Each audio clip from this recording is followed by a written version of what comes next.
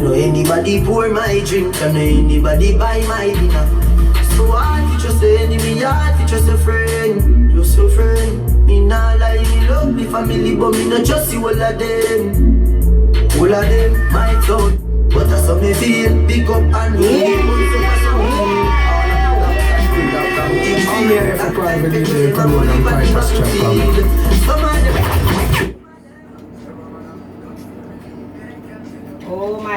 Oh my goodness, DJ Firebone. Oh my goodness. I feel like you're putting me in the mood to go to Reggae Sumfest, July 14th through the 20th in 2019 in Montego Bay, Jamaica. It's going to be a full lineup of events all week, including a street dance, all-white party, sound clash, and more, ending in 2 nights of incredible performances.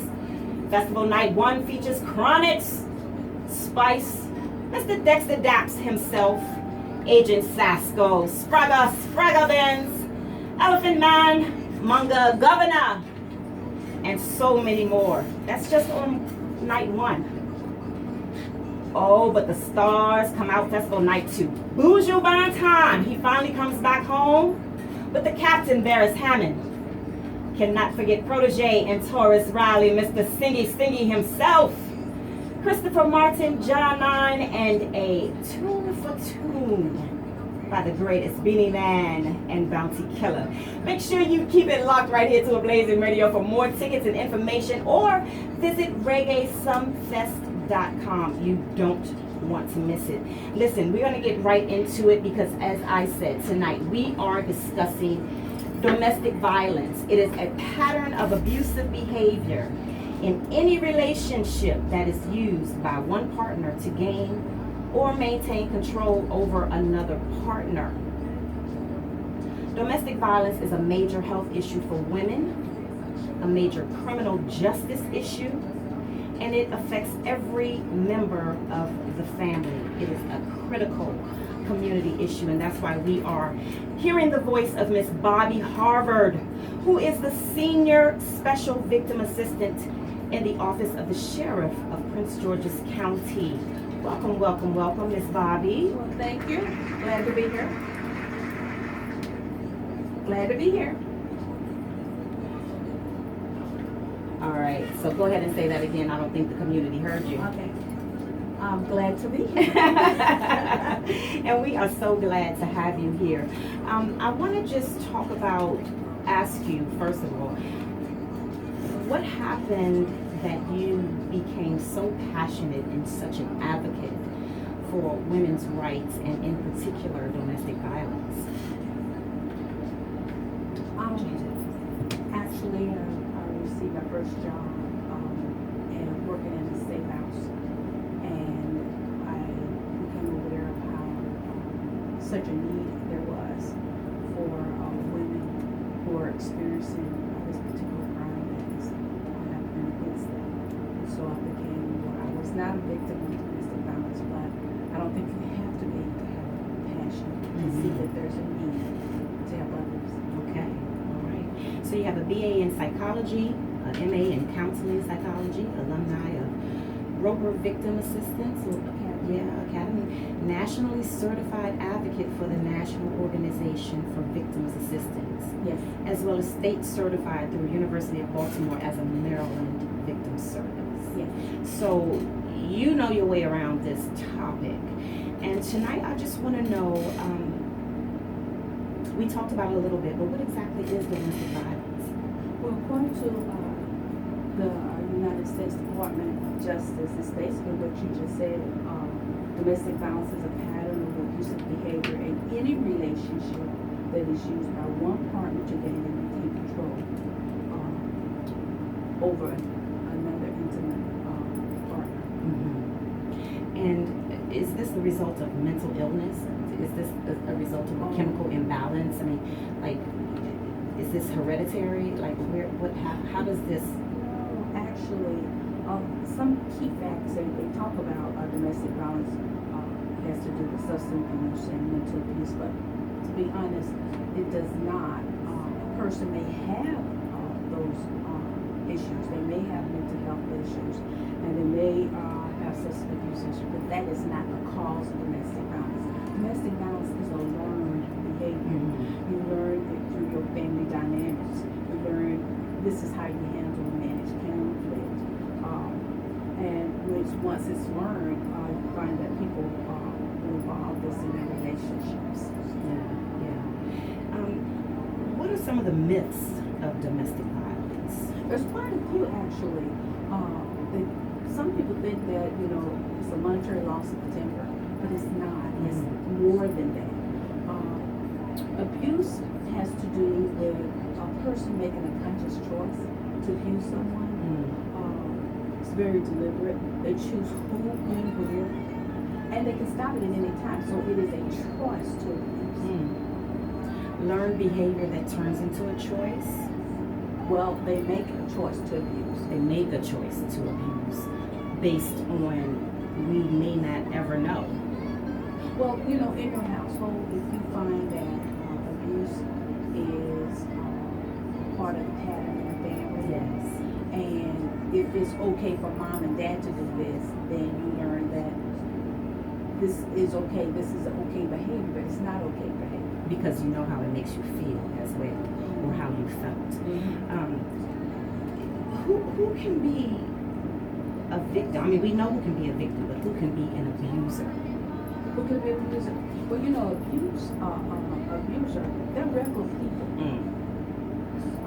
They don't always look big and scary and intimidating.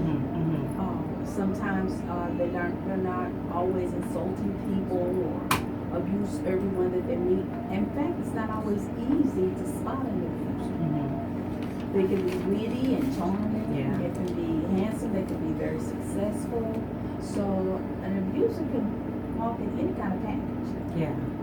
And let's talk about that for a moment, because in lieu of the R. Kellys and the Michael Jacksons and the everyday man on the street, abusers you mentioned can be charming. They can win their way into your heart, into the family's hearts. What are some of the, if you will, warning signs, or are there warning signs? Well, yeah, they are. Sometimes females learn that when someone is calling you every day, that he's really missing you or she's really missing you, when in actuality it's a way to manipulate and control you. And how do you decipher? Because you want to get to know a person, and is it excessive? Does it turn into fear? Well, I think it's excessive. I think that when someone is being abused, we find that they are manipulated a lot. They find that if you abuse a lot, you start making choices based on trying to save the relationship and not making necessarily the healthy choice. Yeah. And we say that anyone could be the victim of the abuser, but anyone can also be the victim, because there's so many women who are very proud and very smart and very beautiful. So it doesn't matter your age or your ethnicity, we can all be abused. Absolutely. Between 85 and 95% of victims are female. However, we are seeing that there are women victims. Yeah. Between 5 and 15%. A person could be a child that is a victim. Yeah. Children. We're seeing about 3 million children that are in abusers' homes that see abuse on a regular basis, which means that they're learning this behavior. Yeah. We find that teenagers are being abused. We find that we see a lot of losing my thought, but we see a lot of teenagers, I said, in gay and lesbian relationships where there is abuse, as well as the elderly. We find that 5 million elderly people are being abused by those people that's supposed to love and care for them. And then they are that 3 times more likely to have a premature death. Yeah. Because of the abuse that occurs. And abuse primarily is occurred by someone we love, by somebody that's close to us. you know, this is something that you endure as an advocate.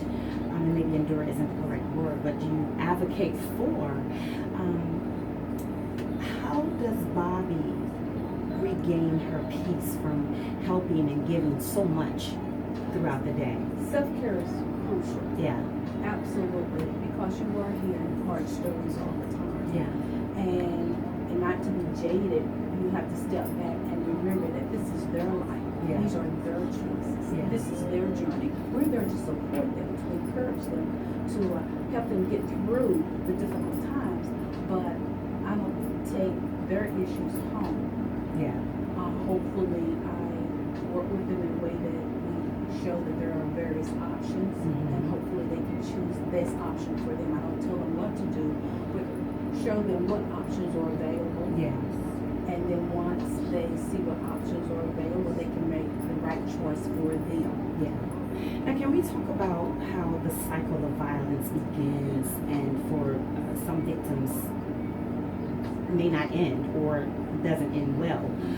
We have heard cases in the Prince George's County area where women have called out and reached out for help. But when it comes to a friend, when it comes to family who may know or who may see the abuse, what can we do? You know, the cycle of abuse starts with